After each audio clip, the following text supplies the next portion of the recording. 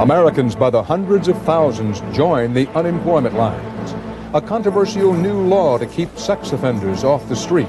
And homecoming day for American soldiers. This is the CBS Evening News. Dan Rather reporting. Good evening. Post-war euphoria ran up against the latest dose of economic reality today. The nation's unemployment rate has surged to a four-year high, 6.5%.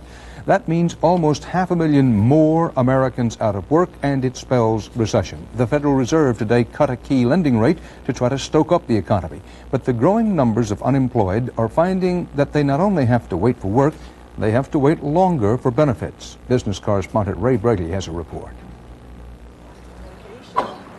In bitter Midwest cold, they line up at 7 a.m. outside the unemployment office in Fort Wayne, Indiana. Often it's the start of a long 4-hour wait to file a claim or ask the question, where's my unemployment check? I've had one check in 7 weeks since I've been unemployed. Across the country, unemployment offices are on overload. Long lines and late checks are standard fare. Federal cutbacks left offices understaffed, unprepared to handle the recession's swelling flood of laid-off workers. Right now, I'm sitting in limbo. I don't know what's going on. It's a very serious problem, and I think if steps are not taken by the federal government and by state governments to shore up the system, it could very well turn into a crisis. For many, it's already a crisis. In the 1975 recession, 3/4 of the nation's jobless got benefits.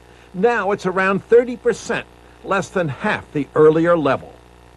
Both the federal and state governments cut back on funds in the booming 1980s when social programs were slashed.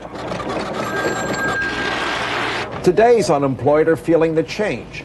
In the past, as a recession continued, states would lengthen the amount of time the unemployed drew checks. But in most states today, unemployment benefits last for just 26 weeks, the shortest period in 20 years, and hardly enough time to find work in a recession. Just ask Leonard Siskowski. He lost jobs in 2 plant closings, Chrysler in Wisconsin and at this aluminum mill. His benefits ran out 6 months ago. He's still desperately looking for work.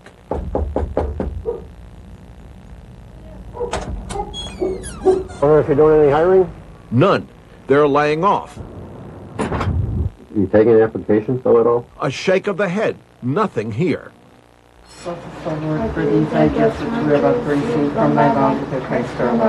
Candy Siskowski's 2 part-time jobs barely put enough food on the table for a family of 6. We're barely making the house payments, barely making the car payments. We don't know if we're going to be able to keep the cars. You need some kind of supplement to help you, to be able to make it, to get that paying job. And getting a decent pay for it. I mean, nobody wants a handout, I don't think. So even if he can't find work, Leonard Siskowski won't take the next step. I would never take welfare.